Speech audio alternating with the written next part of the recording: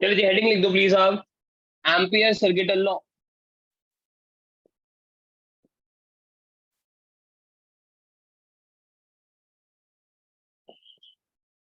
ठीक है, हेडिंग डालेंगे please. Ampere circuital law.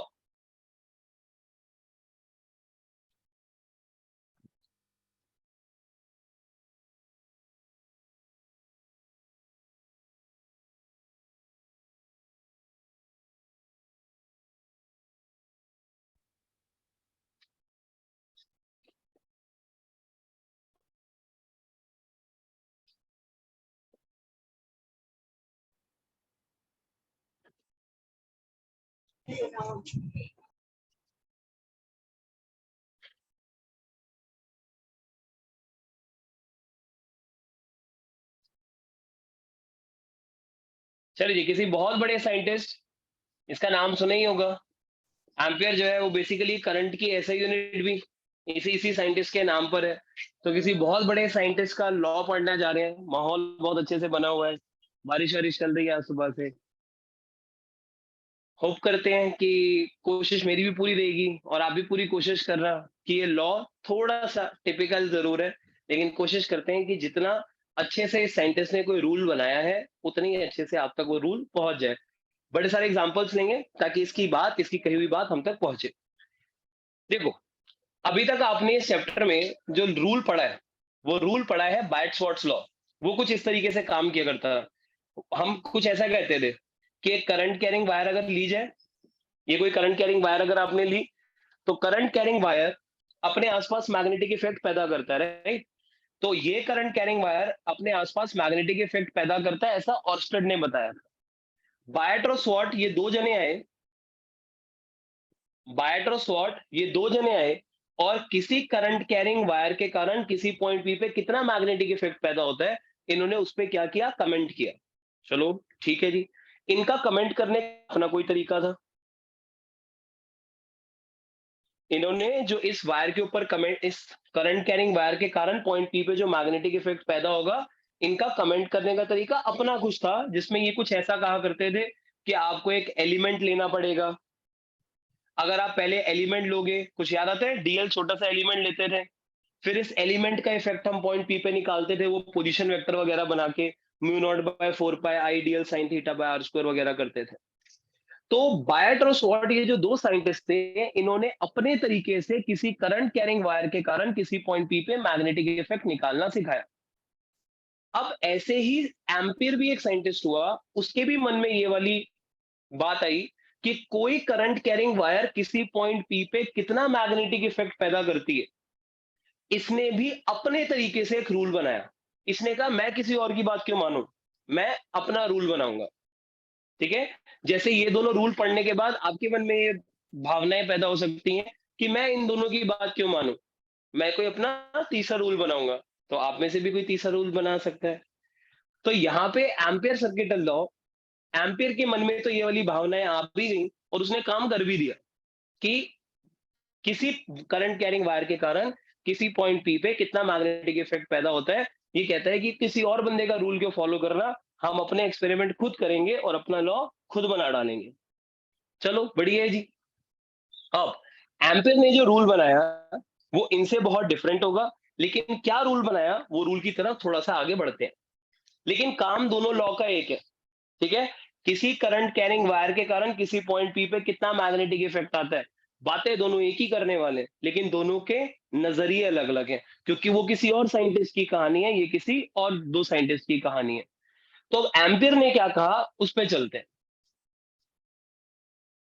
Ampere ने बोला कि अगर आपको कोई करंट कैरिंग वायर दी जाए, ये कोई करंट कैरिंग वायर दी जाए, तो सबसे पहला काम क्या किया करो, इस करंट कैरिंग वायर के चारों तरफ, सबसे पहला काम ये करो कि इस करंट कैरिंग वायर के चारों तरफ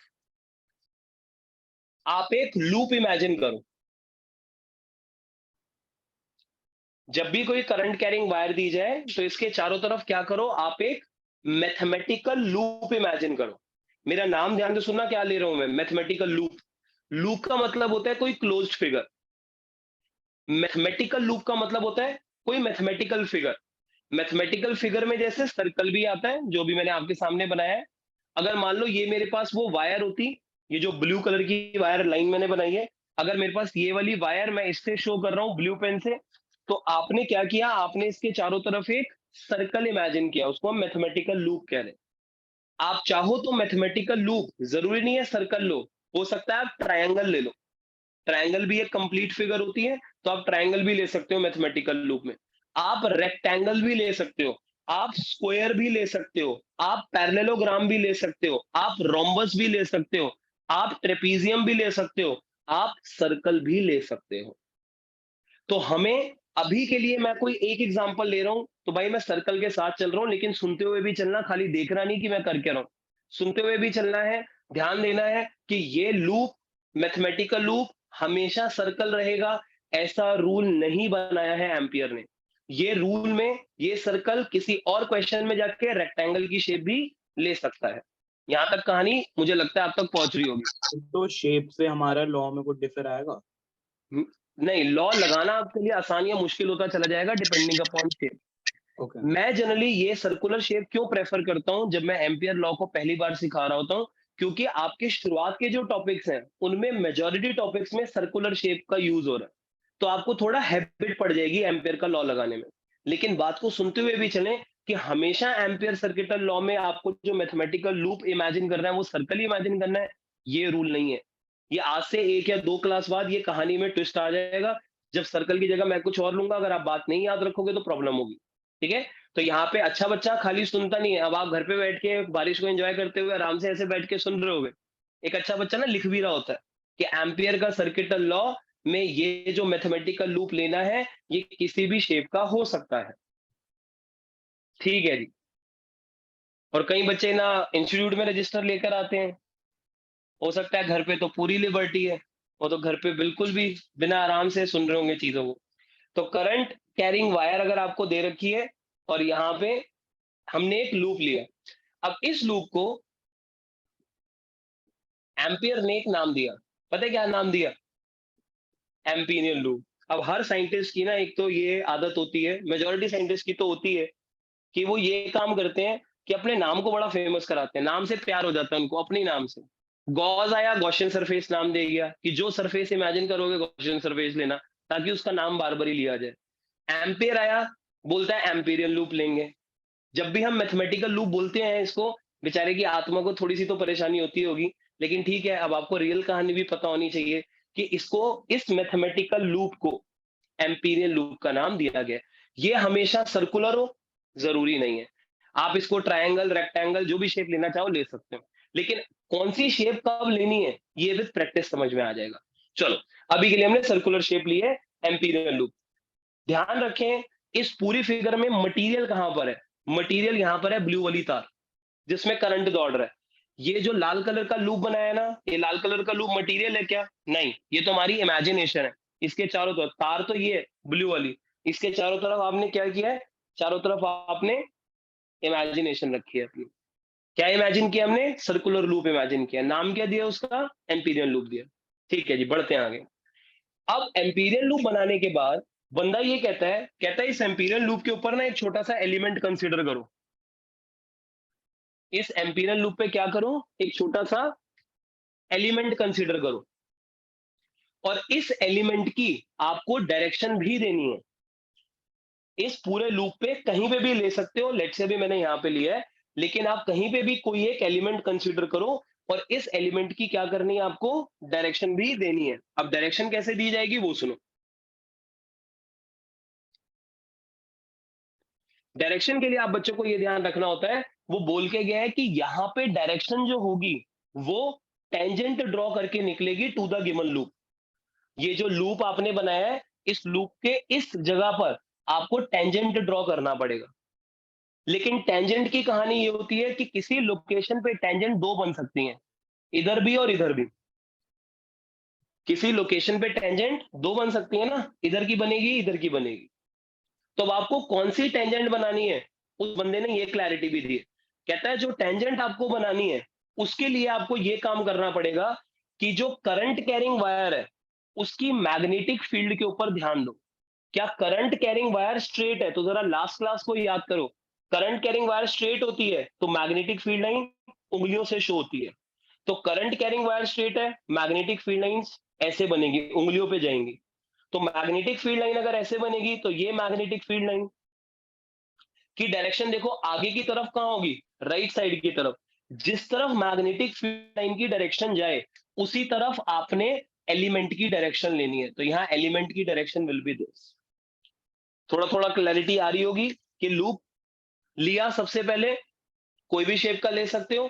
लेट्स से अभी सर्कुलर लिया है, उसके ऊपर कहीं पे भी एलिमेंट ले सकते हो। एलिमेंट की डायरेक्शन लेनी है, लेकिन डायरेक्शन हमेशा टेंजेंट बनेगी। टेंजेंट दो बन सकती है, हमें कौन सी टेंजेंट लेनी है? मैग्नेटिक फील्ड के अकॉर्डिंगली लेनी है।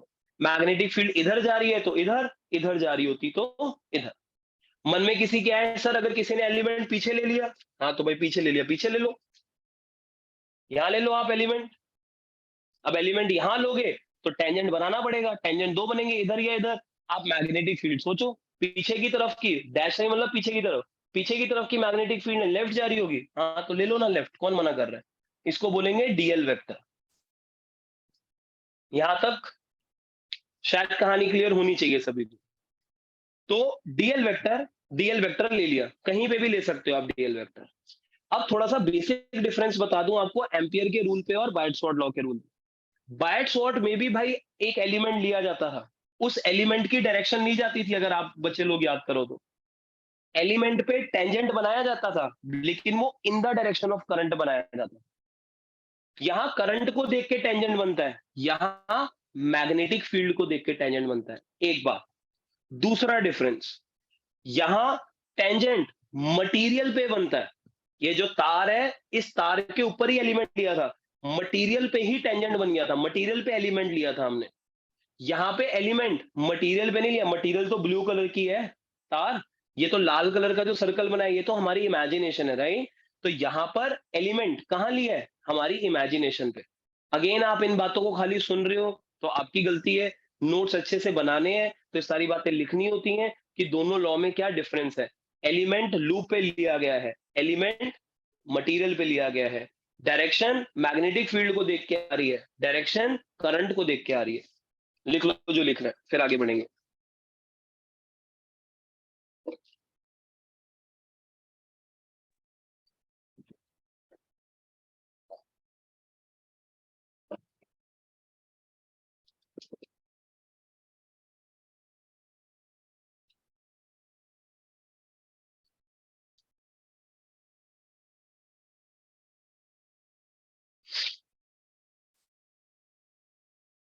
चलो बढ़ते हैं आगे। बाइट शॉर्ट लॉ की बात अब खत्म, जो थोड़ा बहुत डिफरेंस बताना था बता दिया है, ठीक है। अब जरा एम्पियर लॉ पे ही ध्यान देते हैं। अब बंदा क्या कहता है?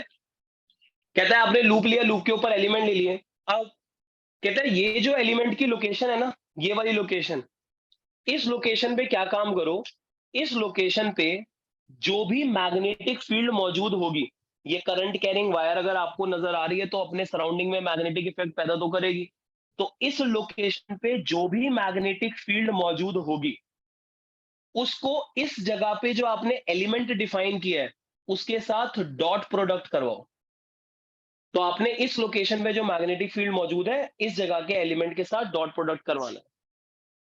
फिर वो कहता है, एम्पियर ये कहता है ये तो आपने एक जगह पे काम किया ना, अब यही काम इस लूप जो आपने पूरा लूप माना है इसके ऊपर अलग अलग जगह एलिमेंट बनाओ, और हर एलिमेंट पे बी, उस जगह का बी वेक्टर और उस जगह के डीएल वेक्टर के साथ डॉट प्रोडक्ट करो हर जगह पे, पूरे लूप के लिए करो।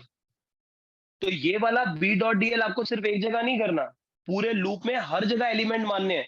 हर जिस जगह पे एलिमेंट ले रहे हो उस जगह के डीएल वेक्टर के साथ उस जगह की मैग्नेटिक फील्ड का डॉट प्रोडक्ट करो। हर जगह पे ये काम करो और सारे के सारे आंसर्स को ऐड कर दो। सारे के सारे आंसर्स को ऐड करोगे तो मतलब इंटीग्रेट कर दो। लेकिन एम्पियर ने थोड़ा सा सिंबल्स का गेम खेला। कहता है जो आप इंटीग्रेशन कर रहे हो, कह रहा है मेरा रूल, मेरा लॉ सबको अच्छे से याद रहे, इसलिए बंदे ने इंटीग्रेशन पे एक और सिंबल डाल दिया, ऐसे गोलू डाल दिया, गोलू। कहता है कभी गलती ना लग जाए कि कहीं आप बी डॉट डीएल ऐसा ना हो कि इस लोकेशन से लेके खाली इस लोकेशन तक के जितने एलिमेंट्स आ रहे हैं, कहीं आप खाली इन एलिमेंट्स पे अलग अलग जगह एलिमेंट्स लो, इन एलिमेंट्स पे ही खाली यहां से लेकर यहां तक के एलिमेंट्स के लिए आप बी डॉट डीएल करके कहीं इंटीग्रेट कर दो। अगर गोलू नहीं लगा हुआ होगा, सिर्फ अगर ऐसी सिंबल होगा, तो इसका मतलब ये हो सकता है कि हमें बी डॉट डीएल, आप कुछ कुछ चुनिंदा एलिमेंट्स को ही खाली ऐड कर रहे हो। वो कह रहा है भाई मैं और एम्फेसाइज कर रहा हूं इस बात पे, ध्यान से सुनना है, एम्पियर ये कह रहा है कि मैं और ज्यादा एम्फेसाइज कर रहा हूं इस बात पे कि आपको जो बी डॉट डीएल करना है वो सारे एलिमेंट्स पे करना है, और पूरे लूप के लिए, गोला मतलब कंप्लीट लूप, पूरे लूप के लिए आपको वो इंटीग्रेट करना है।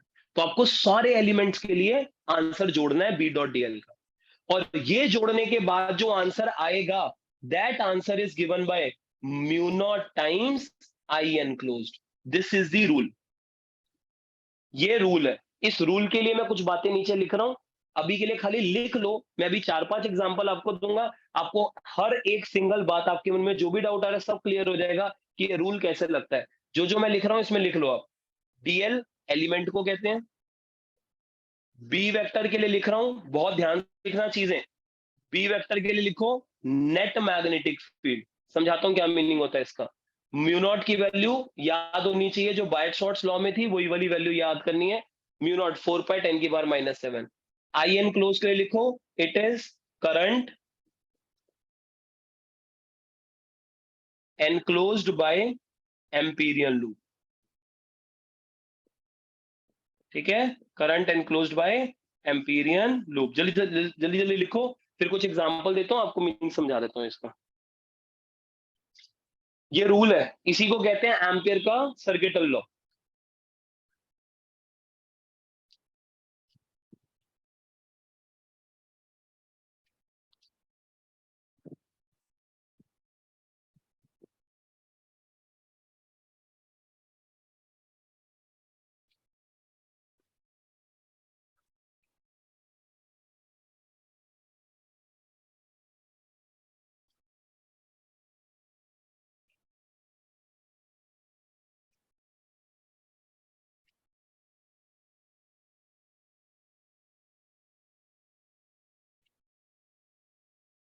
ठीक है, ये है एम्पियर का सर्किटल लॉ। ये इक्वेशन को कहते हैं एम्पियर सर्किटल लॉ, ये इक्वेशन।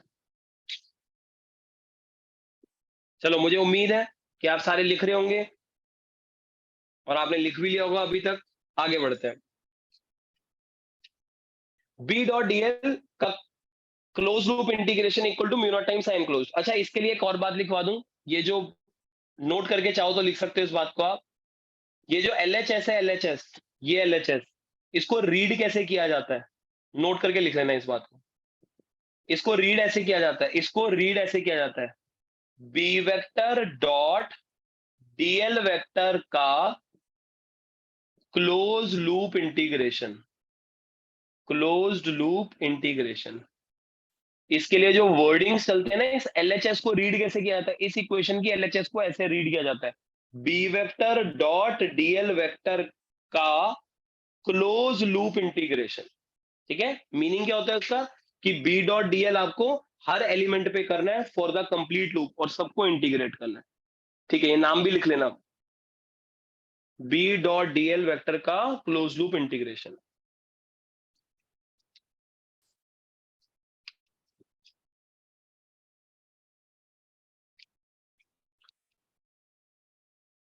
चलो बड़े आगे जी, नाम वाम सब लेने आने चाहिए आपको।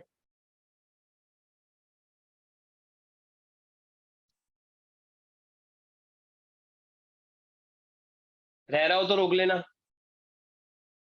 चलिए गुड, ठीक है जी, नेक्स्ट पॉइंट पे जंप करते हैं हम। कोई एग्जांपल लेते हैं जिसमें ये वाला रूल लगाना सीखते हैं हम। देखो जी, क्या रूल है। रूल अपना ये कहता है, एग्जांपल लो, एग्जांपल दो, एग्जांपल क्या कहता है, कहते हैं मान लो एक 5 एम्पीयर की तार है और एक 2 एम्पीयर की तार है, ऐसा मान लो आप, ठीक है? एक 5 एम्पीयर की तार है और एक 2 एम्पीयर की तार है, 2 तारें दे रखी हैं आपको और आपने इस पर्टिकुलर एग्जांपल में यहां एक एम्पीरियल लूप इमेजिन किया, ठीक है? ये हमारा एम्पीरियल लूप। अच्छा, अब मैं बार बार ही ना एम्पीरियल लूप के बड़े सारे एग्जांपल लेंगे, आने वाली 1-2 क्लासेस अभी एम्पियर सर्किटल लॉ पे ही चल रही होंगी, तो आपको बार बार ही एम्पीरियल लूप लिखना पड़ेगा, तो उसको शॉर्ट में हम एएल लिखना शुरू कर देंगे, बार बार ही क्या बड़ा बड़ा लिखेंगे। अब लेकिन पेपर के टाइम पे आपको खाली एक क्वेश्चन आएगा एम्पियर एम्पियर सर्किटल लॉ पे, एम्पियर सर्किटल लॉ पे खाली एक क्वेश्चन आता है। तो एक क्वेश्चन आता है तो ध्यान रखना, एएल कोई स्टैंडर्ड नोटेशन नहीं है, कहीं आप एम्पीरियल लूप को पेपर में भी एएल लिखो, ठीक है? अभी तो हमें बार बार ही लिखना है, इसलिए हम बार बार ही उतना बड़ा बड़ा नहीं लिखा करेंगे, हम शॉर्ट में एएल लिखेंगे। पेपर में एक ही क्वेश्चन आता है तो पूरा नाम लिख कर आना एम्पीरियल लूप। दूसरी बात आपको एक और बता दूं, दो लॉ है, एक बायट शॉर्ट लॉ इससे पहले जो पढ़ा है और एक अब जो पढ़ा है वो क्या नाम है, एम्पियर सर्किटल लॉ। दोनों लॉ के अंदर एम्पियर का सर्किटल लॉ ये लेवल है, बायट शॉर्ट लॉ का ये लेवल है। एम्पियर सर्किटल लॉ ज्यादा जगह अप्लाई होता है और इसको वैलिडेशन भी ज्यादा मिला हुआ है, वैलिड दोनों है, लेकिन एम्पियर सर्किटल लॉ को इस साइंटिस्ट, ये अकेले साइंटिस्ट के रूल को ज्यादा अच्छा माना जाता है बड़ी सारी सिचुएशंस के हिसाब से as compare to Biot Savart law, ठीक है? उसका लेवल थोड़ा नीचे है, तो इसके ऊपर क्वेश्चन आने के चांसेस हमेशा ज्यादा रहते हैं। तो एम्पियर सर्किटल लॉ बहुत ध्यान से गेन करना है कि किस तरीके से ये रूल को किसी टॉपिक में हम अप्लाई करते हैं, ठीक है? किसी एग्जांपल में हम अप्लाई करते हैं, आएगा इसके ऊपर क्वेश्चन। बायट शॉर्ट लॉ से ज्यादा चांसेस होते हैं इस क्वेश्चन के आने के। देखते हैं हम, मान लो ये कोई एग्जांपल है जी, इस एग्जांपल के अंदर अब आपको ऐसे एक एम्पीरियल लूप ये लिया हुआ है, 5 एम्पीयर 2 एम्पीयर 2 तारे हैं। अब आपने क्या काम करना है, लेट्स से हमने इस लूप के ऊपर एक एलिमेंट लिया आगे की तरफ, सॉलिड लाइन मतलब आगे की तरफ है, यहाँ एक एलिमेंट लिया। अब एलिमेंट लिया तो एलिमेंट पे टेंजेंट बनाना पड़ेगा, उसकी डायरेक्शन तो टेंजेंट बना के आती है। अब टेंजेंट इस तरफ लेना है या इस तरफ लेना है, उसके लिए आपको ये देखना पड़ता है कि जो आपका ये लूप जिस वायर को एनक्लोज कर रहा है, जिस वायर को आप एनक्लोज कर रहे हो, ये 5 एम्पीयर वाली वायर को एनक्लोज कर रहे हो, इसके हिसाब से देखो यहाँ मैग्नेटिक फील्ड कहाँ जाएगी। तो इसके हिसाब से मैग्नेटिक फील्ड जाएगी, ऐसे हाथ चलाना पड़ेगा ना राइट हैंड रूल, तो इसके हिसाब से आगे की तरफ मैग्नेटिक फील्ड इधर जाएगी, तो बस डीएल वेक्टर इधर लेना है। लगाना सीखो कि एम्पियर का रूल लगता कैसे है। तो आपको जो लूप आपने लिया है वो जिस तार को एनक्लोज कर रहा है उस तार के हिसाब से मैग्नेटिक फील्ड की डायरेक्शन सोचो, उसी डायरेक्शन में आपने DL vector as a tangent draw करना है, एक बात। अब उसके बाद यहाँ पे आप रूल जब लगाओगे तो रूल लगाओगे कुछ ऐसा, बी डॉट डीएल का close loop integration equal to mu naught times I enclose. इस फिगर के लिए जब ये रूल लगेगा तो ध्यान रखें, आई एनक्लोज्ड की जगह पे क्या लिखा हुआ है, it is the current enclosed by Amperian loop. Check करो यहाँ जो एम्पीरियल लूप है इसके अंदर से कितना करंट जा रहा है, आंसर है 5 एम्पियर। तो आई एनक्लोज्ड की जगह पे आप 5 डालोगे, भले ही इस एग्जांपल में आपको 5 और 2 दो जगह करंट नजर आ रहा है, एक यहाँ एक यहाँ, तो टोटल तो 7 एम्पियर का करंट नजर आ सकता है, लेकिन फॉर्मूले में 7 नहीं 5 डालना है, एनक्लोज्ड वाले आंसर को लिखना होता है। ये बात शायद समझ में आनी चाहिए। तो आई एनक्लोज की जगह पे 5 आएगा, लेकिन मैग्नेटिक फील्ड बड़ी इंपॉर्टेंट कहानी है। मैग्नेटिक फील्ड की जगह पे लिखा हुआ है नेट मैग्नेटिक फील्ड, इस पे आप बच्चे लोग ध्यान रखना कि एक्चुअल में इस एलिमेंट की जगह पे जब आप बी डॉट डीएल करोगे तो जरा ध्यान से सोचो कि इस जगह पे मैग्नेटिक फील्ड 5 एम्पियर के कारण भी बनेगी और 2 एम्पियर के कारण भी बनेगी, है कि नहीं? ये वाली लोकेशन तो इसके सराउंडिंग में भी है, इसके सराउंडिंग में भी है, तो यहां मैग्नेटिक फील्ड किसके कारण बनेगी, 5 के कारण भी 2 के कारण भी। एम्पियर ये कह के गया है कि आपको जब रूल लगाना होता है तो ये रूल में बी नेट मैग्नेटिक फील्ड लेना है। गलती मत खा जाना किसी क्वेश्चन में कि कहीं आपने लूप ये दिया हुआ है क्वेश्चन बनाने वाले ने और आप ये सोचो कि खाली इस करंट की मैग्नेटिक फील्ड यहां लिखनी है, नहीं, आपको नेट मैग्नेटिक फील्ड लिखनी है। तो आपको 5 एम्पियर का इफेक्ट भी लेना है, 2 एम्पियर का इफेक्ट भी लेना है, उन दोनों का वेक्टर सम करना है, तो जो नेट इफेक्ट क्रिएट होगा यहाँ पे वो लिखना है। तो यहाँ पे लिखेंगे हम, ये magnetic field will be due to 2 ampere and 5 ampere both, magnetic field दोनों की, आई एनक्लोज खाली एम्पीरियन लूप के अंदर वाला करंट लेना। तो थोड़ा थोड़ा ही सही एक एग्जांपल अभी लिया है, कुछ कुछ पल्ले पड़ रहा होगा कि कैसे लगाना होता है। अभी मैं 3-4 एग्जांपल और लेता हूँ, फिर पूरी तरीके से समझ में आ जाएगा। अभी आपके मन में काफी डाउट आ सकते हैं या बड़ी सारी सिचुएशन बिल्ड हो सकती हैं। अभी मैं 3-4 एग्जांपल लेता हूँ, आपके मन में जितनी सिचुएशंस बन रही हैं ऑलमोस्ट सारी कंप्लीट हो जाएंगी। फिर भी कोई सिचुएशन बच जाए तो गुस्ताखी माफ, बता देना मेरे को, ठीक है? मैं हेल्प करूंगा आपकी कि एम्पीरियल लूप उसमें क्या लगेगा, लेकिन अभी सुनते चलना। सर इसमें जो हम नेट मैग्नेटिक फील्ड लेंगे वो डीएल पर लेंगे। जो नेट मैग्नेटिक फील्ड लेंगे वो इस लोकेशन पे लेंगे। अभी आप इस लोकेशन पे बी डॉट डीएल निकाल रहे हो, तो इस जगह की नेट मैग्नेटिक फील्ड लोगे। यस। पूरी तार ने कितनी क्रिएट करी, पूरी तार ने कितनी क्रिएट की, उन दोनों मैग्नेटिक फील्ड का वेक्टर सम। लेकिन बी डॉट डीएल तो आपको पूरे लूप के लिए निकालना है। तो जब आप अभी तो आप खाली इस लोकेशन पे ले रहे हो, फिर डीएल कभी पीछे की तरफ भी जाएगा, इधर भी होगा, इधर भी होगा, इधर भी होगा। इस जगह पे जब पहुंचोगे और बी डॉट डीएल लोगे, तो इस जगह की नेट मैग्नेटिक फील्ड लोगे। पूरी तार के कारण यहाँ, पूरी तार के कारण यहाँ, फिर दोनों ने जो क्रिएट करी उनका वेक्टर सम कितना आएगा वो लिखा जाएगा यहाँ पे। ठीक है, यस। चलिए एक और एग्जांपल लेता हूँ, कहानी थोड़ी सी और क्लियर होगी आपके। ये एम्पियर सर्किट वाला नाम हटा देता हूँ।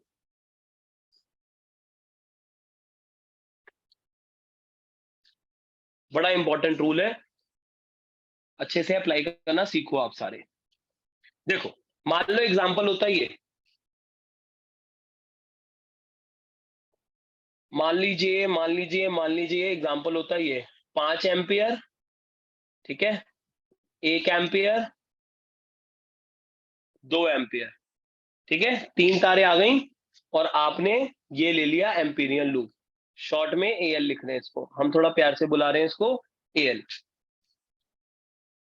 अब इस एम्पीरियन लूप के लिए आपने ये फॉर्मूला लगाना है, लगा दो फॉर्मूला। पहले तो फॉर्मूला लिख लिया करो आप, जो जैसा फॉर्मूला है उसको एज इट इज लिखो पहले, B dot DL mu naught times I enclose, ठीक है। अब सबसे पहले आपको इसका डीएल लेना आना चाहिए। किसी, मान लो मैंने डीएल अभी यहाँ पे लिया, ठीक है, वैसे तो पूरे लूप पे लेना होता है, लेकिन लेट से अभी मैंने डीएल यहाँ लिया। डीएल के लिए टेंजेंट बनाना पड़ेगा, टेंजेंट या तो इधर जाएगा या तो इधर जाएगा। तो अब आपको ये देखना पड़ेगा जो एनक्लोज्ड वायर्स हैं उनके कारण मैग्नेटिक फील्ड किस तरफ जाएगी। क्या 5 एम्पियर ऊपर जा रहा है, 1 एम्पियर ऊपर जा रहा है, दोनों करंट ऊपर जा रहे हैं, तो अंगूठा ऊपर लेके जाओ, हाथ घुमाओ, राइट हैंड रूल लगाओ।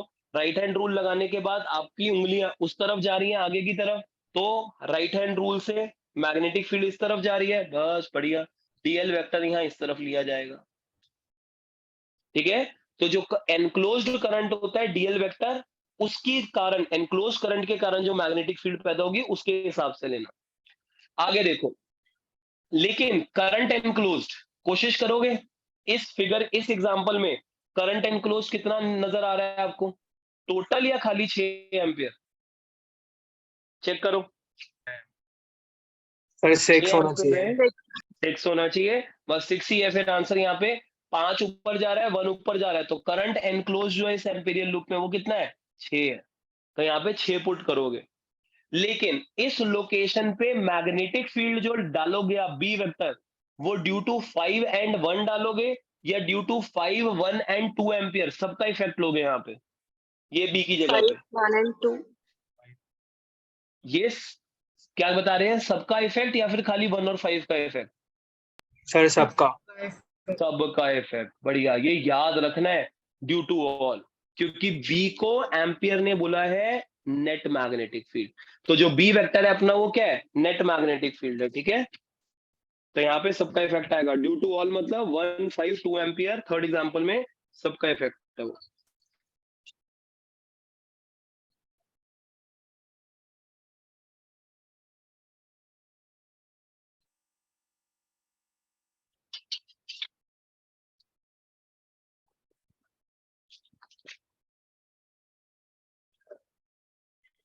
लिख लो यहाँ तक जल्दी जल्दी, ठीक है जी, सबका इफेक्ट लेना है आपको।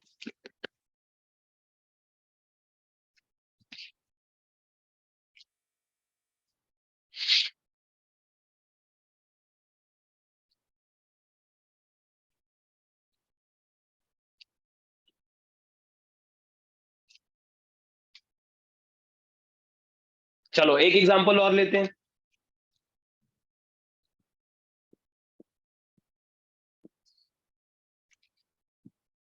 फोर्थ पॉइंट, मान लो कभी ऐसा होता 2 एम्पियर, 5 एम्पियर, 1 एम्पियर, ठीक है।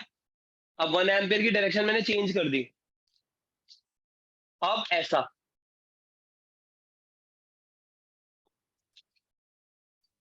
अब मान लो एलिमेंट मैंने यहां लिया, 4 हो जाएगा। 4 हो जाएगा, गुड। लेकिन पहले एलिमेंट की डायरेक्शन लेते हैं। मैंने एलिमेंट यहां लिया है एम्पिरियल लूप पे, लिख देता हूं इसको, है ना, प्यार से हम तो इसको ये बुलाते हैं। तो एम्पिरियल लूप पे ये छोटी सी जगह पे हमने एलिमेंट लेना है। एलिमेंट की डायरेक्शन राइट या लेफ्ट डिपेंड करेगा डोमिनेट कौन कर रहा है। 5 एम्पियर ज्यादा बड़ा करंट है तो इसके हिसाब से मैग्नेटिक फील्ड की डायरेक्शन लेनी है। करंट ऊपर जा रहा है तो अंगूठा ऐसे घूमेगा, अंगूठा ऐसे घूमेगा, सॉरी अंगूठा ऐसे जा रहा है, उंगलियां ऐसे घूमेंगी, उंगलियां ऐसे घूमेंगी, तो मैग्नेटिक फील्ड इधर जाएगी। डीएल वेक्टर की डायरेक्शन टुवर्ड्स राइट आएगी। सही है जी, डीएल वेक्टर की direction is towards right. Try करते रहेंगे गेन करने की। तो डीएल वेक्टर टुवर्ड्स राइट जाएगा।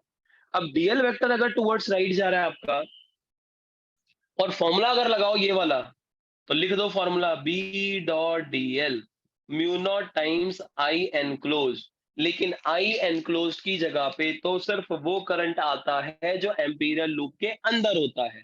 अंदर कितना करंट है, 5 एक डायरेक्शन में जा रहा है, एक दूसरी डायरेक्शन में जा रहा है। तो इस रूल में आपने 4 लिखना है। मैग्नेटिक फील्ड इस लोकेशन पे जब आप बी डॉट डीएल करोगे, इस लोकेशन पे, वैसे तो हर लोकेशन पे कर रहा है, लेकिन अभी के लिए मैं अगर इस लोकेशन की बात करूं तो किसी एक लोकेशन में जब आप बी डॉट डीएल करोगे तो इस लोकेशन का बी क्या लोगे, ड्यू टू 1 एंड 5, या due to 1 5 and 2, due to all, या due to 1 and 5, due to all. All. Due to all. बस इस चीज का ख्याल रखें। ये जो बी होता है ये नेट होता है, जो आई एन क्लोज होता है ये खाली लूप के अंदर, एम्पीरियल लूप के अंदर का करंट होता है, ठीक है। तो यहां पर एम्पीरियल लूप के अंदर की कहानी देखनी है, बी पे सबका इफेक्ट देखना होता है, ठीक है जी। अब काफी हद तक आपको कहानी क्लियर होनी चाहिए। एक क्वेश्चन आप अपने आप सॉल्व करो, ये लो जी। सर इसमें डीएल की जो हमें डायरेक्शन लेनी है वो डोमिनेटिंग करंट की वो उसके हिसाब से डोमिनेटिंग लेनी के है। हिसाब से लेनी है, बिल्कुल जी, ओके सर। बिल्कुल सही सीख रहे हो। 5वां एग्जाम्पल, 10 एम्पियर, 2 एम्पियर, 6 एम्पियर। चलो हर बच्चे को ये काम कर रहे हैं, डायरेक्शन बनानी है डीएल वेक्टर की। यहाँ पे मैंने डीएल लिया है, मान लो इस जगह पे। डीएल वेक्टर की डायरेक्शन खुद सोचो, राइट या लेफ्ट, पहले बना लो, बोलना नहीं है अभी, सोच लो, सब अपना अपना आंसर लिख दो।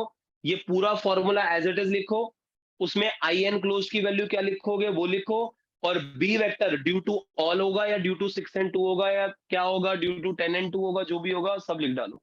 करो जल्दी जल्दी करो, ताकि आपको एम्पियर का रूल लगाना आ जाए अलग अलग सिचुएशन में।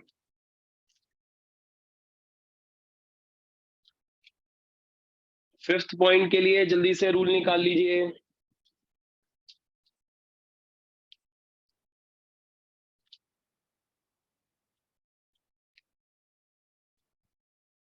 चलो डिस्कस करते हैं। बोलो डीएल वेक्टर की डायरेक्शन राइट या लेफ्ट? राइट। राइट। राइट, बहुत बढ़िया, एकदम राइट है आप। तो यहाँ पे 6 डोमिनेटिंग है, तो इसके कारण यहाँ पे डीएल वेक्टर की डायरेक्शन विल बी राइट। बिल्कुल सही है, जो डोमिनेटिंग है उसके हिसाब से आ गई।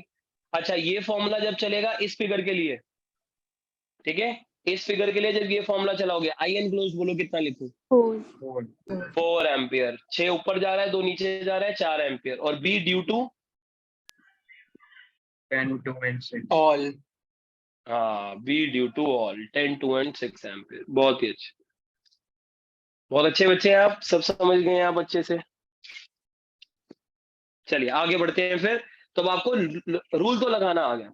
अब आपको एक मजे की बात बताता हूं। एम्पियर ने क्या किया, ये रूल तो दे दिया। कोई भी साइंटिस्ट ना जब कोई रूल बनाता है तो कुछ एक्सपेरिमेंट्स करता है पहले।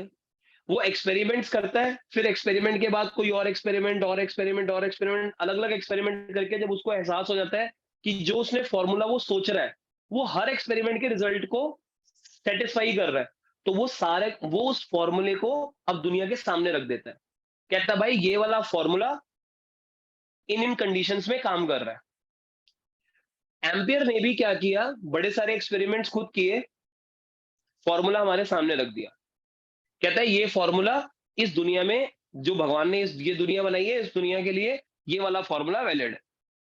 ठीक है, तो एम्पियर ने एक फॉर्मूला रख दिया, लेकिन एम्पियर ने क्या काम किया कि उसने कौन कौन से एक्सपेरिमेंट परफॉर्म किए थे, कौन कौन से एक्सपेरिमेंट परफॉर्म किए थे और उसके बाद ये रिजल्ट उसने दिया, वो एक्सपेरिमेंट हमने छुपा लिए। अब इसको बोलते हैं ह्यूमन नेचर। हो सकता है कोई साइंटिस्ट ऐसा हो कि जब कोई वो रिजल्ट दे तो वो पूरी दुनिया में डंडोरा पीटे कि भाई मैंने ये पहले एक्सपेरिमेंट 1 किया, 2 किया, 3 किया, इसके बाद मेरे दिमाग में ये सोच आई, दूसरे के बाद ये सोच आई, तीसरे के बाद ये सोच आई, तब मैंने ये वाला रिजल्ट दिया है। कुछ साइंटिस्ट ऐसे भी होते हैं दिलदार एकदम कि सारे गेन करो कि मेरा दिमाग क्या क्या चल रहा था। और कुछ साइंटिस्ट ऐसे होते हैं जो अपने एक्सपेरिमेंट छुपा लेते हैं कि हमने क्या क्या सोच के साथ ये अलग अलग बातें करी। फाइनल रिजल्ट जो उनका आ रहा है ना कि हर टाइप का एक्सपेरिमेंट इसको फॉलो कर रहा है, वो कह रहे हैं जनरल फॉर्मूला है, इसी को याद करो।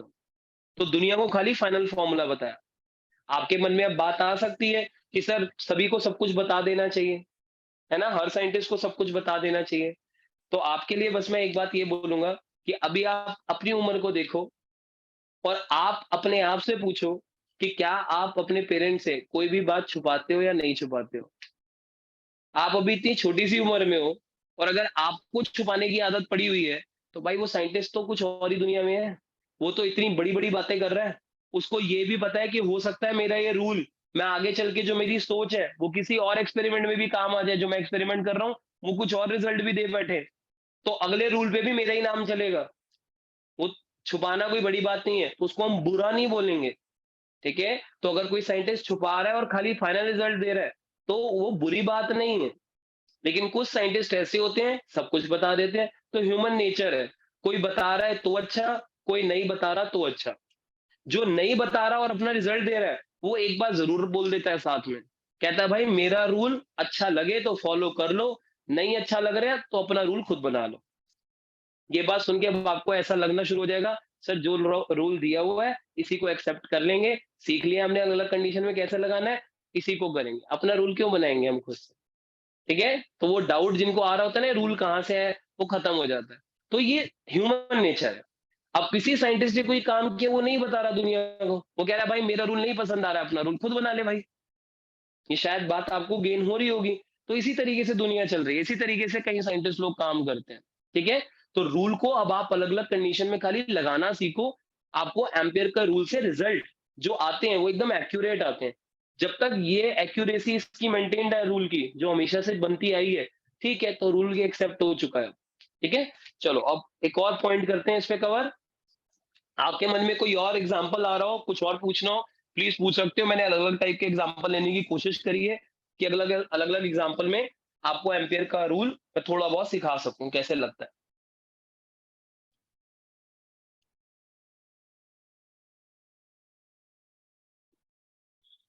ठीक है जी, अब सात छठे पॉइंट पर आते हैं। नेक्स्ट पॉइंट देखिए, नेक्स्ट पॉइंट देखो क्या होता है इसका। नेक्स्ट पॉइंट इसका ये कहता है जी मैग्नेटिक फील्ड निकाल दो। अब इसको अप्लाई करते हैं इस रूल को। अभी तक तो आप रूल लगाना सीख रहे थे खाली, लेकिन अब उस रूल का यूज भी सिखाने की कोशिश करता हूं कि उस रूल के यूज से हम कोई बातें और भी अच्छी अच्छी बोल सकते हैं। क्या, हेडिंग डाल दो magnetic field at a point due to infinite या लॉन्ग वायर कैरिंग करंट। ठीक है, मैग्नेटिक फील्ड निकालनी है। क्वेश्चन कुछ ऐसा है कि ये मेरी इनफाइनाइट वायर है, लंबी तार है, और ये कोई पॉइंट पी है जो कि इस वायर से ए दूरी पर है। तो इस पॉइंट पे मैग्नेटिक फील्ड की वैल्यू बताओ। ये करंट कैरिंग वायर यहाँ मैग्नेटिक इफेक्ट पैदा कर रही होगी, लेकिन कितना कर रही होगी इसकी वैल्यू बताओ आप। ठीक है, ये तो टॉपिक है अपना। लेकिन अब पहले तो आपको लास्ट क्लास की बात याद होनी चाहिए कि इनफाइनाइट या लॉन्ग वायर का मैंने आप बच्चों को मीनिंग समझाया था। इनफाइनाइट वायर का मतलब कुछ याद आता है?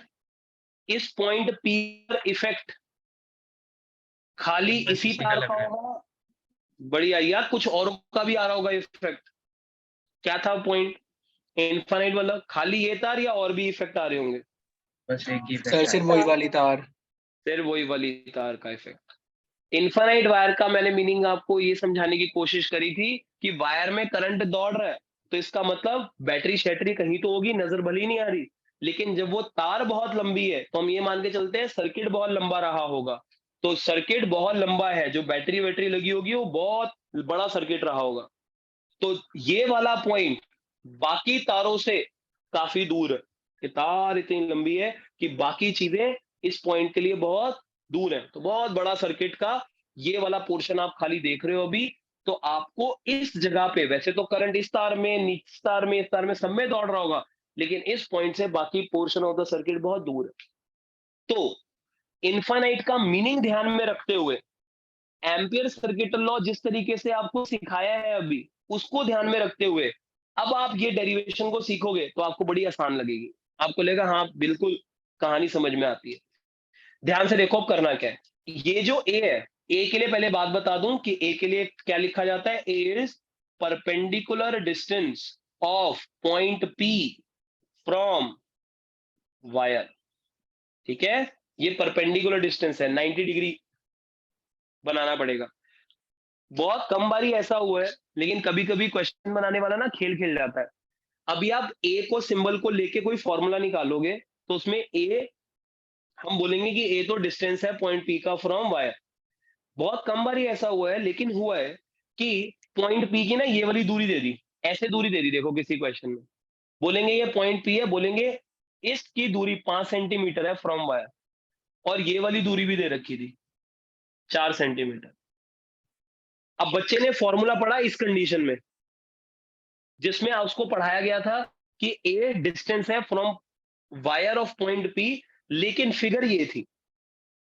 पेपर में आ गया ये क्वेश्चन कि 5 सेंटीमीटर, ये तो देखने में तो, बोलने में तो ये आएगा पॉइंट पी वायर से 5 सेंटीमीटर की दूरी पर है, लेकिन शक्ल भी तो देखो कि जिस शक्ल के लिए डेरिवेशन करी थी और पेपर ने जो डेरिवेशन क्वेश्चन दिया है वो शक्लें तो अलग अलग है। तो दूरी लेनी थी ये, बच्चा ले रहा है ये, अब वो दिमाग नहीं लगा रहा तो उसमें तो गलती हो जाएगी उसी की। कि पढ़ा क्या है, जिसके लिए फॉर्मूला पढ़ा है, तो आपको डेरिवेशन जब आप ध्यान देते हो तो जिस फिगर के लिए वो डेरिवेशन करते हो हमेशा चेक करना चाहिए क्या क्वेश्चन बनाने वाले ने सेम फिगर दी है, तो सेम फॉर्मूला लग जाएगा। अच्छी बात है कि उसने सेम फिगर दे दी। लेकिन अगर क्वेश्चन उसने कुछ और फिगर का दे दिया है तो आपको पहले कन्वर्ट करना पड़ेगा उस फिगर में जिसमें आपने सीखा था वो क्वेश्चन। तो 5 और 4 है, तो यहाँ पे पाइथागोरस थ्योरम लग के ये 3 बनेगी दूरी, तो आप यहाँ पे A3 बनेगा, तो आप इस गिवन फिगर में आ पाओगे कि ये दूरी 3 है, फिर आपका फॉर्मूला लग जाएगा। तो इसलिए 5 सेंटीमीटर को या ए को मैं खाली दूरी नहीं बोल रहा हूं, ताकि कोई कंफ्यूजन ना हो। ए मतलब परपेंडिकुलर डिस्टेंस है, कोई रैंडम डिस्टेंस को ए नहीं बोलना है। चलिए, ये बात मुझे लगता है शायद आप तक पहुंच रही होगी। अब तो मैग्नेटिक फील्ड निकालना है at a point due to infinite long wire. अब आपने क्या काम करना है, इस पॉइंट पे जो मैग्नेटिक इफेक्ट निकालना था ना, यहां से आपने एक लूप लेना है।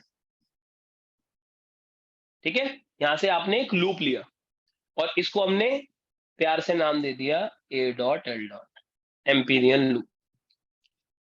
चलो जी, बढ़िया बात है। एम्पियर का रूल लगा के ही ये क्वेश्चन सॉल्व करेंगे। अब इस एम्पीरियन लूप पे किसी एक जगह पे हम एलिमेंट लेते हैं। अब मैंने एलिमेंट ये लिया इस एम्पीरियल लूप पे, तो ट्राई करो इस एलिमेंट की डायरेक्शन बोलो, राइट या लेफ्ट। टेंजेंट जो बनेगा राइट या left, right. Right. Current current को ध्यान में रखते हुए, राइट हैंड रूल लगाते हुए, मैग्नेटिक फील्ड इस तरफ जाने वाली है, मैग्नेटिक फील्ड की डायरेक्शन में डीएल लेंगे। चलो जी, बहुत अच्छी बात है। अगर मैं डीएल यहाँ की बजाय यहाँ लेता तो भी इस तरफ आता डीएल पे टेंजेंट, मैग्नेटिक फील्ड इसी तरफ होती। मैं पीछे की तरफ लेता डीएल तो मैग्नेटिक फील्ड उधर होती, तो डीएल भी उधर आता। ठीक है, तो मैं एक जगह और दिखा देता हूं ताकि कोई कंफ्यूजन ना हो कि डीएल वेक्टर कोई बच्चा पीछे लेगा तो उस तरफ बनेगा डीएल वेक्टर। चलिए जी, अच्छी बात है। हाँ जी, प्लीज पूछिए। तो पॉइंट पी जो है वो एम्पीरियल लूप के लाइक इनसाइड है या ऊपर लाई कर रहा है, ऊपर है, ऊपर है। एम्पीरियल लूप का पार्ट है पॉइंट पी। Okay sir. ये लूप बड़े सारे डॉट से बना हुआ है, ऐसे समझो, जिसका एक डॉट पॉइंट पी भी है। ठीक है, तो अब आपने क्या काम किया, इस पर्टिकुलर एम्पीरियल लूप के लिए आपने रूल लगाया एम्पियर का। एम्पियर का रूल कहता है बी डॉट डीएल का इंटीग्रेशन क्या होता है, mu naught times I enclose. अब बहुत ध्यान से सुनना, एक्चुअल में यहाँ पे बी किसका लेना होता है, किसी एक वायर का या सबका? सबका। सबका, वेरी गुड, सबका। अगर ये लेना होता है सबका, तो अब जरा आप खुद सोचो कि अगर बी लेना होता है सबका, लेकिन यहां पर हमारा टॉपिक चल रहा है इन्फानाइट वायर का, तो क्या इन्फानाइट वायर का इफेक्ट भी आएगा? और ये वायर के बाद जो बचा हुआ सर्किट है उनका इंपैक्ट भी लेना तो चाहिए इस फॉर्मूले के अंदर। लेकिन जब टॉपिक इन्फानाइट वायर या लॉन्ग वायर दिया गया है, इसका मतलब यहाँ पे जो सबसे तगड़ा इंपैक्ट है वो खाली इस वायर का ही है। बाकियों का इंपैक्ट तो वो बहुत दूर दूर तारे है, तो बाकियों का इंपैक्ट बहुत ही ना के बराबर होगा। तो कहने को एम्पियर सर्किटल लॉ में ये बी सबका होता है, लेकिन गिवन टॉपिक में ये बी खाली इस एलिमेंट की जगह पे सिर्फ इस तार का ही लेना है वो सबका, लेकिन वो सबका वाली बात जो नेट मैग्नेटिक फील्ड है, बाकी पोर्शन ऑफ द सर्किट का इफेक्ट बहुत कम है, तो इस जगह पे मैग्नेटिक इफेक्ट खाली इस वायर का ही कंसिडर किया जा रहा होगा। तो आप एलिमेंट कहीं पे भी ले लो, इस तार के आसपास हर एलिमेंट पे मैग्नेटिक फील्ड लेना तो सबका था, पूरे सर्किट का, लेकिन इन्फिनिट वायर का टॉपिक है तो वो मैग्नेटिक फील्ड खाली वायर का ही ले रहे होंगे हम। ये बात पहुंचनी चाहिए, मुझे लगता है आप तक शायद पहुंच रही होगी। ठीक है, तो ये बी किसका है, अब खाली वायर का है। वैसे होता वो सबका है, लेकिन टॉपिक के हिसाब से हम क्या बोलते हैं, खाली वायर का है। तो एग्जैक्ट लॉजिक आप तक पहुंचना चाहिए। आगे सुनो, अब हम क्या करते हैं, क्या जो मैग्नेटिक फील्ड बनती है, याद करो लास्ट क्लास, स्ट्रेट वायर के कारण मैग्नेटिक फील्ड भी सर्कुलर बन रही थी। लास्ट क्लास में मैग्नेटिक फील्ड लाइंस बनवाई थी आपको स्ट्रेट वायर के कारण, तो मैग्नेटिक फील्ड भी सर्कुलर बन रही थी। और मैग्नेटिक फील्ड लाइन की डेफिनेशन मैंने आपको बताई थी, ऐसा वाला क्वेश्चन एक किया था हमने कि ये करंट कैरिंग लूप है, इसकी भी मैग्नेटिक फील्ड लाइंस बनवाई थी आपको क्लास के अंदर, ऐसे वाली मैग्नेटिक फील्ड लाइंस बनी थी। मैंने आपको कहा था जब मैग्नेटिक फील्ड लाइंस बना लो, तो मैग्नेटिक फील्ड लाइन का मतलब ये होता है कि किसी भी पॉइंट पे अगर आप टेंजेंट ड्रॉ करोगे, तो जब आप टेंजेंट ड्रॉ करते हो किसी लोकेशन पे, तो वो टेंजेंट आपको उस लोकेशन के बी वेक्टर की डायरेक्शन दे देती है। मतलब यहां पर इस लोकेशन पे अगर मैं मैग्नेटिक नीडल लेके जाता, तो वो उस डायरेक्शन में पॉइंट करती। शायद ये बात याद आती होगी, मैग्नेटिक फील्ड लाइन अगर पता हो तो किसी पॉइंट पे टेंजेंट ड्रॉ करोगे तो बी मिलता है। स्ट्रेट वायर के कारण मैग्नेटिक फील्ड कैसे बनती है, सर्कुलर। स्ट्रेट वायर के कारण सर्कुलर। अगर सर्कुलर बनती है, तो क्या इस जगह पे अगर मैं मैग्नेटिक फील्ड की डायरेक्शन पूछूं, मैग्नेटिक फील्ड भी सर्कुलर है, एम्पीरियन लूप भी हमने सर्कुलर मान ली है, तो इस लोकेशन पे मैग्नेटिक फील्ड की डायरेक्शन, मैग्नेटिक फील्ड लाइन के किसी एक पॉइंट पे डायरेक्शन टेंजेंट से निकल कर आएगी। डीएल खुद टेंजेंट है, मैग्नेटिक फील्ड लाइन सर्कुलर है, तो इस जगह पे मैग्नेटिक फील्ड भी टेंजेंट बनेगी, तो मैग्नेटिक फील्ड भी इस तरफ आएगी, डीएल भी इस तरफ आएगा, तो बी और डीएल के बीच का एंगल इस लोकेशन पे 0 डिग्री है। ट्राई करें जो बात मैं बोल रहा हूं आप तक पहुंचे। मान लो आपने किसी और पॉइंट पे कंसीडर किया, आपका डीएल ये था, क्योंकि डीएल तो आपको हर जगह पे बी डॉट डीएल कैलकुलेट करना है, तो मैं यहां ले भी लूं, अगर कैलकुलेशन तो सबके लिए करनी है, तो किसी और एलिमेंट के लिए भी सोच लेते हैं। यहां डीएल टेंजेंट ऐसे है, बी के साथ मल्टीप्लीकेशन करना है, बी तो सबका लेना होता है, लेकिन टॉपिक इनफाइनाइट वायर का है तो खाली इस वायर का इंपैक्ट लेंगे। वायर के कारण सर्कुलर लाइंस बनती हैं, सर्कुलर लाइंस अगर बनेंगी तो किसी पॉइंट पे टेंजेंट ड्रॉ करके बी वेक्टर की डायरेक्शन आएगी। डीएल खुद टेंजेंट है सर्कुलर लूप पे, मैग्नेटिक फील्ड भी टेंजेंट ही लेनी है, और भाई दोनों की डायरेक्शन सेम बन जाएगी। तो आप एलिमेंट यहां लो, कहीं पे भी ले लो, बी और डीएल के बीच का angle throughout the loop हर जगह कितना आएगा, 0 डिग्री। तो इसका नेक्स्ट स्टेप पता है क्या बनता है, इसके नेक्स्ट स्टेप में देखो क्या लिखते हैं हम,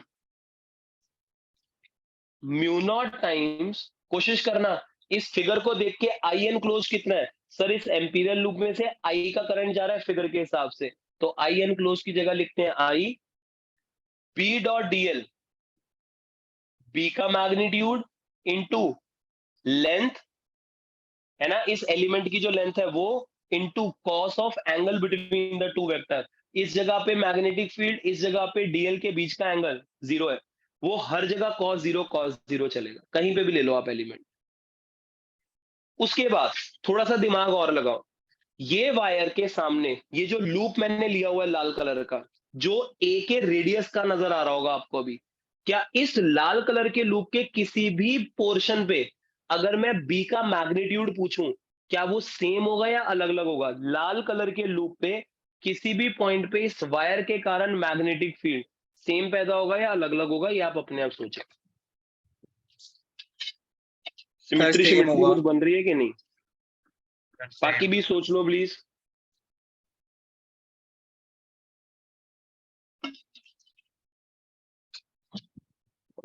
सेम, ठीक है। सेम क्यों होगा? ड्यू टू सिमेट्री, कि अगर मेरे पास एक लंबी तार है, इससे ए दूरी यहाँ पे पॉइंट हो या ए दूरी इस तरफ पॉइंट हो या आगे हो या पीछे हो, हर पॉइंट क्या बोलेगा इस पूरे लाल कलर के लूप पे? बोलेगा मैं इस लंबी तार से ए दूरी पर हूं। यहाँ वाला पॉइंट बोलेगा मैं इस लंबी तार से ए दूरी पर हूं, मैं इस लंबी तार से ए दूरी पर हूं। पूरे लूप का हर पॉइंट को ये तार हर जगह से एक जैसी नजर आ रही होगी। लंबी तार से ए दूरी पर है हर पॉइंट, तो ड्यू टू सिमेट्री हर जगह पे मैग्नेटिक फील्ड की वैल्यू क्या पैदा होगी? सेम। अब लगेंगे मैथ्स के रूल्स। इंटीग्रेशन के रूल ये कहते हैं कि अगर कोई चीज कांस्टेंट होती है तो वो इंटीग्रेशन से बाहर आ जाती है। ले लो बाहर इसको, बी की वैल्यू हर जगह पे कैसी है? कांस्टेंट है, इंटीग्रेशन से बाहर ले लो। तो बी डॉट डीएल का integration equal to mu naught times I. अच्छा, डीएल का क्लोज लूप इंटीग्रेशन क्या होगा जी? सर डीएल तो एक लेंथ थी ना सर, क्लोज लूप मतलब पूरा लूप लेना है। डीएल डीएल डीएल डीएल करते करते पूरा लूप लोगे, 2 पाई कोशिश आर। करो। 2 पाई आर, ये तो सरकमफ्रेंस बन जाएगा टोटल लेंथ। 2 पाई आर, क्या यहाँ पे रेडियस ए नजर आना चाहिए आप बच्चों को? तो 2 पाई ए म्यू नॉट आई। तो बी की वैल्यू कितनी आ गई? म्यू नॉट आई बाय 2 पाई ए। 2 पाई ए को नीचे भेजोगे ना, 2 पाई ए नीचे चला जाएगा, तो क्या आंसर आ गया? म्यू नॉट आई बाय 2 पाई ए। वहां पे ए क्या होता है? ए कोई भी रैंडम डिस्टेंस नहीं है, परपेंडिकुलर डिस्टेंस है। Very very important formula. Long wire के कारण ये आगे आने वाली किसी डेरिवेशन में और काम आएगा। अभी तो हमने इसके लिए डेरिवेशन करी है ना, एक तरीके से एम्पियर का सर्किटल लॉ अप्लाई किया है इसके लिए। ये फॉर्मूला किसी और नई डेरिवेशन का हिस्सा होगा, डायरेक्ट ये फॉर्मूला अप्लाई हो रहा होगा, तो ध्यान रखना इस वैल्यू को। किसी लॉन्ग वायर के कारण अपने से ए की दूरी पे जो मैग्नेटिक फील्ड पैदा होती है वो होती है म्यू नॉट आई बाय 2 पाई ए। ठीक है, म्यू नॉट आई बाय 2 पाई। तो जल्दी से सब कुछ लिख लो, वैल्यू शैल्यू सब याद कर लो। एक इसके न्यूमेरिकल देखते हैं फिर, जल्दी से जल्दी जल्दी करो प्लीज।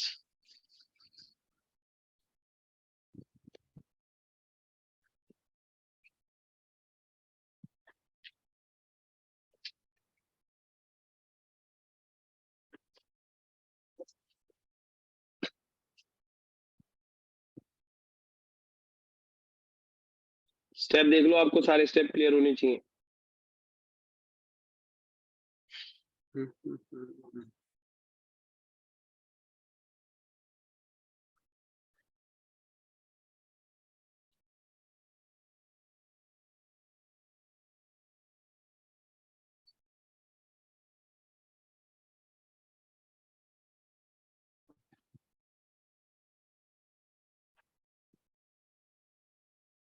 ठीक है जी, जल्दी से अब क्वेश्चन पर आते हैं। म्यू नॉट आई बाय 2 पाई ए, ध्यान रख लेना इसको आप।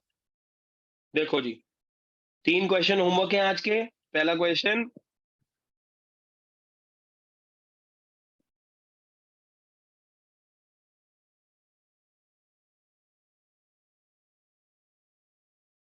आपकी स्क्रीन पर ये रहा।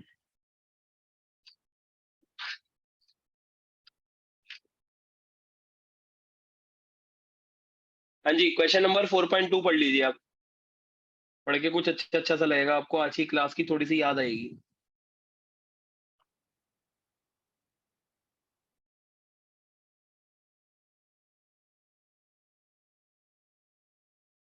4.2, लॉन्ग वायर 35 एम्पियर, मैग्नेट्यूड निकालना है मैग्नेटिक फील्ड का 20 सेंटीमीटर अवे। ले लो भाई, इमेजिन कर लो ना, ऐसे कोई तार इमेजिन कर लो आप, ये जा रही है तार, 35 एम्पियर का करंट है, ठीक है। और ये कोई पॉइंट ले लो P, कितनी दूरी पर है? 20 सेंटीमीटर। लेकिन 20 सेंटीमीटर नहीं लिखेंगे ना यहाँ पे हम, क्या लिखेंगे दूरी को? 20 into 10 20 to the power -2 metre. बढ़िया, ठीक है ना, मीटर में कन्वर्ट करेंगे, गुड। तो 0.2 मीटर आ गया, बाकी तो फॉर्मूला लगाना है, म्यू नॉट आई बाय 2 पाई है। दूरी पता है, यस। करंट पता है, यस। म्यू नॉट तो पहले से पता होता है ना। चलो ये क्वेश्चन मैं आपके लिए सॉल्व कर देता हूँ, आसान कैलकुलेशन है ना। तो म्यू नॉट की वैल्यू 4.10⁻⁷। देखो मेरे से सॉल्व करा रहे हो आप, ये डेटा भी इंटू 35 2 पाई इंटू ए की जगह 0.2, 2 पाई से 4 पाई कट जाएगा, 2 बचेगा, 0.2 से 2 कटेगा, नीचे 0.1 बचेगा खाली, है ना। 2 की टेबल में दोनों आएंगे, 0.1 हटाओ और ऊपर 10 कर दो, बस आ गया आंसर। 35 इंटू 10 की पावर -7 -6, इतने टेस्ला। ये बी का मैग्नीट्यूड आ गया। इसको साइंटिफिक नोटेशन में लिखना है तो पहले डिजिट के बाद डेसिमल प्लेस आना चाहिए, 3 के बाद डॉट आना चाहिए। 3 के बाद डॉट डालने के लिए क्लियर है बातें तो कर सकते हो अपने आप, नहीं तो 10 से मल्टीप्लाई डिवाइड कर लेना। तो 35/10 कितना हो जाएगा, 3.5। और ये 10 की पावर -7 से मल्टीप्लाई हो जाएगा कितना, 10 की पावर -6 से मल्टीप्लाई होकर कितना हो जाएगा, 10 की power -5। This will be the final answer. कोशिश किया करो आप साइंटिफिक नोटेशन में आंसर देने की। इतने टेस्ला, ठीक है। बहुत भारी भरकम क्वेश्चन था, कॉपी पेस्ट करके इसको होमवर्क ग्रुप में जरूर भेज देना आप, आपका भला होगा। 4.2 के बाद 4.3 क्वेश्चन। 4.3 मैंने आप बच्चों को लास्ट क्लास में डायरेक्शन लेना सिखाया था, तो मैं डायरेक्शन पे कमेंट नहीं कर रहा अभी, ठीक है। 4.3 पूरा क्वेश्चन पढ़ लो, मैग्नीट्यूड पे कमेंट करेंगे खाली।